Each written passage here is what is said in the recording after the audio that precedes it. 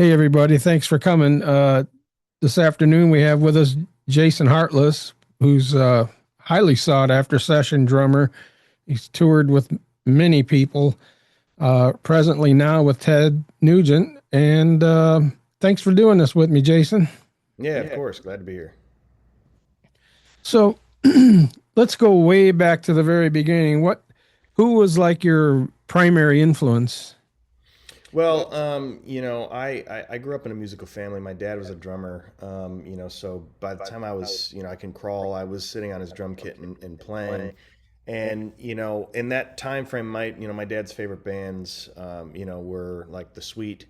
So Mick Tucker was my first real primary influence that is done a big thing in terms of my overall natural playing style. And then as I grew up, and started learning the drums a little bit more on myself, Eric Singer and Corky Lang became my two primary influences, and very lucky that both of them have been very good mentors of mine since I was a young kid. And to have your influences also be your mentors have been just such an amazing thing growing up.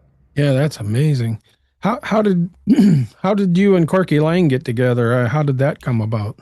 Well, my godfather is Richie Scarlett, who was Ace Frehley's guitar player for a long time. And when Ace went back to Kiss in '96, Richie started playing bass for Mountain. And that's kind of when the connection, because I became a big Corky Lang fan.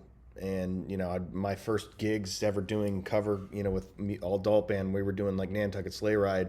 So a video of me doing that got sent to Corky, and Corky at that point was like, "Oh, I want to work with this kid."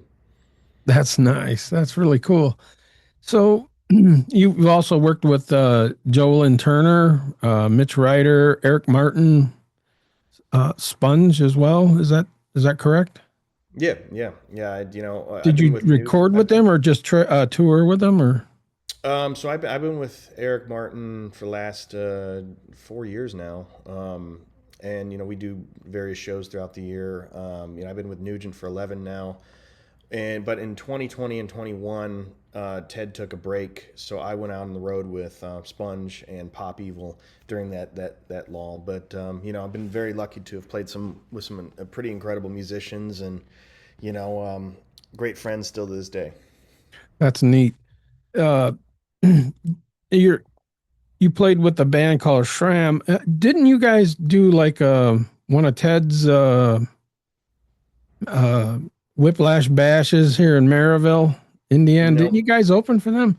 I've no, seen you I then with I Shram, but not I can't remember where or what the situation yeah, was. not with Shram. But I did the tour before I joined Nugent in 2014. I did play Maryville with Ted, but it was with a band called Pistol Day Parade. Yeah, I It was wasn't there. it wasn't a Whiplash Bash. It was the 2014 Shut Up and Jam tour. Yeah, I saw that show. That was great. You guys were incredible. You you've been taken under the wing by all these incredible players and stuff, and uh, Tommy Clufettos, who was once Ted's drummer for a while there, was he like a mentor to you, or is he a teacher? Or Yeah, I took lessons from him for a short period of time, in when he was drumming for Ted, and because he's a Detroit guy as well, right? so we grew up, not that far from each other. So I took lessons from him for a couple months there, and yeah, it's funny actually when every time I've played with Mitch Ryder, Tommy's dad, Tommy Clufetto Senior, is who's hired me for those gigs. And I've had a great relationship with Tommy Senior, and last year and this year too, Tommy Clufetto's Junior is opened for Nugent on a couple of gigs around Michigan, which has been very cool. Yeah. I talked last week with your old buddy Greg Smith. He did an interview with me. It was really fun. Uh, how was how was that first? He kind of described it as he was not happy that Mick Brown, wasn't going to be there anymore. And he said at first he was like, "What the heck, man? What's this kid doing here?" And my best friend just got fired, or whatever. And and then he said you guys actually grew together, and started a bond because I know one thing: you guys musically are a machine, man. Yeah, I miss Greg all the time. We him and I are very close, and you know, the tour before I joined, I was in the opening band, so I knew Greg before. And you know, of course, it's going to be different. I was 21 at the time when I joined the band, and you know, and Greg were super close, so coming into it was a very different situation. And you know, we almost immediately collect as a you know as a trio, and you know, Greg and I became very close, and you know, I still talk to him pretty often here, and you know, he hasn't been with us for the last 3 years because he's been doing the Happy Together tour. But the thing that's funny about that is one of the most influential pieces that I grew up watching was a Alice Cooper DVD from 1999, which was Eric Singer on drums and Greg Smith on bass. So you know, I when I was a kid, I was 6, 7 years old watching this DVD, and I wore it out. I watched it so much, you know, and Greg was on bass. So, you know, for him to become my dear longtime brother and bandmate has just been a you know great you know full circle moment. So you recently moved to Nashville now, huh? Yeah, my wife and I moved here 3 years ago and love it down here. Yeah, my wife and I travel down there every now and then. Uh, are you picking up sessions there, or Yeah, just luckily I got a great studio here in my house, and you know, I'm actually in the middle of a tour right now. But I came home for a few days to deal with some stuff, and you know, it's nice to be home and enjoy Tennessee, and you know, it's beautiful down here. And growing up in Detroit, I love Detroit, love Michigan, always going to be a Detroit boy, you know. But it's great down here and nice. You know, we're very close to the airport, very close to the downtown, but we are still in a nice secluded woods area, which I absolutely love. It's nice and quiet. But yeah, you know, it's been great, and you know, I do tons of sessions when I'm home, and you know, it just keeps me busy. so? Do you have people come record there at your studio, or do you just kind No, of I do remote sessions, so remote? I'll record all my drums here and then ship it off to various places around the world. Gotcha, gotcha. So, anything going on after the TED tour this summer? I think it Yeah, finishes up in September. I think it is. yeah, and you know, I the last couple of years I've fallen into the fold of the management team of Ted, so I oversee all of his archival stuff. I've was the developer and brains kind of behind the Nuge Vault thing, and we've built that up into a great project. And you know, now I handle a lot of the other stuff on the back end for Ted business wise. With you know, Toby, his son, has taken over reins as manager over the last 7 months. So it's been a great you know situation of even when I'm not touring with Ted, you know, I'm still working on his legacy and career, and you know, it again keeps me busy 24/7 doing a million different things, and you know, I wouldn't have it any other way. Can you explain a little more about the Nuge Vault thing? I see it on his website all the time, and you know, I So know what it is, but in case people don't know, it's basically it's the first of its kind fan club experience. There's never been a fan club like this because we there's never really been artists that have had a back end archive video and audio like Ted's, and we've over the last 4 years have been transferring hundreds and hundreds and hundreds of hours of never before seen or heard demos, live recordings, you know, outtakes. And because Ted kept everything, we have an unlimited amount. So we built that up so it's a digital fan club, but also, you know, those that are signed up for the yearly subscription, they're getting, you know, a big package once a year of signed stuff and, you know, rare stuff that are only available to those people. And you know, it's a really awesome thing. And the fans that are members of the Ultimate Gonzo yearly subscription, they are just absolutely loving it. And we also offer a monthly subscription as well for just access to the digital content. But it's been an absolute success, and you know, the fans are just always cramping for more and more. But we've got so much more left to release and transfer. It's pretty crazy. yeah, yeah, with a long career like he's had, it's I'm sure he's got a lot. Absolutely. Um, every now and then on social media, I'll see you jamming with like Derek St. Holmes and Dave Kiswini, and every now and then you guys hang out I yeah, together. Or? I haven't played with them since I moved to Nashville. I've reached out to Derek a bunch of times, and Derek has kind of been recluse in the Ted Nugent camp for the last number of years. Derek still does his gigs, and it's great for him. But yeah, I have not seen those guys in a really since I took over doing management stuff with Ted, and that's all I'll say about that. I keep trying to get Derek on here, but he doesn't respond. Same way with Sounds like Dave. sounds like him.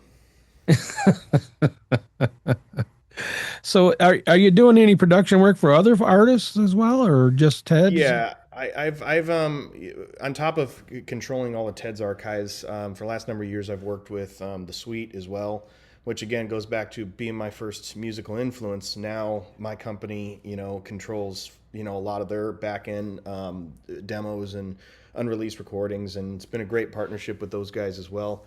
And it's just again doing running my record label and anytime we've got a project, I end up doing production or remastering myself because I've got all the technology and the know-how to do that, and it keeps it fun because I'm not just being a drummer, not just being a business guy. I'm also being an engineer and production consultant and creative. It's just so it keeps my hands in every single part of this business. Yeah, that's good to stay busy. Uh, are you are you going out on tour anymore this year with anybody else or? I got a bunch of corporate gigs with Eric Martin near the end of the year, but every day, you never know when a call's going to come in for something else. True, true. Especially well, not so much these days high profile, but Ted's always larger than life, and everybody's always watching what he does. Hmm. So how was it working with Ted? I mean, sometimes he can seem like quite cantankerous or kind of ornery. Sometimes, he's got a big personality, and how is it dealing with that? Oh, it's great. Again, I've been with him 11 years now, and I'm not just his drummer anymore. I'm also part of his management team, so I deal with him on multiple different levels, and he's been an absolute pleasure to work with. I couldn't ask for a better boss and business partner, and he is exactly like everyone's. He's larger than life. But he's also got a heart of gold, and he's a great person to just be around and make everyone laugh. And it's been an absolute pleasure with him. I bet I always wanted to be in like Derek St. Holmes' shoes. I always, well, at least from the playing level, I don't know what went on between them, and all, that's between them. That's not what I'm here for. I don't want to start any trouble or arguments. Can you tell us any funny stories about being on the road that won't get us anybody divorced or sued? Well, I mean, it's the Hollywoodized version of sex, drugs, and rock and roll. It doesn't. If that mantra is around in 2026, then you're not a real professional because Very none of true. the big artists and none of the big it just doesn't exist. There's so many great stories that I can write a book a mile thick, but we don't have enough time for me to divulge on all these great stories.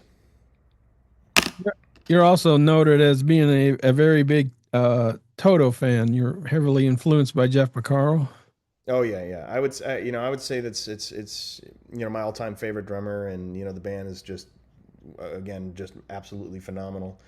The Who and Toto have always been my two favorite bands, and great. Got to see them many many times, and you know that's a dream gig for me is the Toto gig. I, do you get to talk to them guys, or do you affiliate with them at all, or do Yeah, they? I've met Steve Lukather a few times, Great and guy. Steve Porcaro as well. Great guys, and just an absolute masters at what they've done. Yeah, they're an incredible band. I mean, most people hard rockers don't really appreciate what they do, and those guys are just phenomenal musicians. So, do you ever catch any crap from people for because you work with Ted and work for him? And I mean, because he's so opposed, so many people are so opposed to him because just because of his political views, and you know I what I that look at it. I look at it like this: anyone well, to answer the first part of the question, no, I've not gotten any flack in a professional setting, and anyone that looks at a hired gun musician like myself that is there doing a job, and they look at me differently because I play with an artist that they might not agree with politically, then they're not a real professional because you need to look past any of that stuff. I don't make my political views public, and it's my own personal views. Sure. But I get to play with one of the most iconic artists that have sold tens of millions of records, and was the highest grossing touring artists in the world in 1978 and 1979, and that has set a legacy that has influenced pretty much every single hair metal band in the 1980s, and so many bands that have came since then, hard rock wise. And I've worked with a lot of artists that I've worked with are the complete opposite political spectrum. And again, if my employment with one artist affects an employment with another artist that might have opposite views, then maybe I don't want to work with that person because they're looking at my what I do professionally in a completely skewed way. Yeah. Yeah. Yeah. If they can't appreciate what you really do, then, you know. So are you still doing clinics and stuff around? I think there was some Guitar Center clinics you were doing for a while, and then Yeah, unfortunately, clinics don't really exist that much anymore in the current state of the music industry. I do master classes every once in a while, but just because of the whole economic landscape of music stores, clinics don't really happen that often. But I taught for many years, and I also do master classes on occasion. I see. Is your DVD still available? That the lesson DVD? Yeah, you probably find it somewhere. It's been out, hell, 15 years now, so it's Yeah. been a while, but it's probably still floating around somewhere at Guitar Center or Hal Leonard. I bought a copy of it, and I'm a guitar player. I really appreciate what you do. I've seen you many times with Ted. I've seen him over the years. I've seen him 30 times, 40 times Right in on. a lot of gigs. Well, they closed that Holiday Star in Maryville where you guys used to play the Whiplash Bashes and all that stuff, and it's a Yeah, that shame. was that was a great venue. Played there many times, and it sucks to see it going. Yeah, it had a great acoustics in it. In fact, back around '95, I actually had a friend that had a friend of a friend that actually I got to meet Ted backstage after the gig. It was pretty cool. So where uh where are you guys going now? After did you guys just finished up St. Charles, or you're there? Yeah, we were in St. Charles last week, and we had a couple days off, right at the home stretch of this July run. So we got three more gigs left, and then we'll be off until September. And then we got 2 weekends of shows, and then we'll be pretty much done for the rest of the year. And then Ted's going hunting. Exactly. Well, Jason, we'll wrap this up and let you get back to taking care of your stuff there at the house. And thanks again for doing this. I so appreciate it. You have a great day now. Yeah, of course. Sounds All great. right. Take care, man. Bye bye.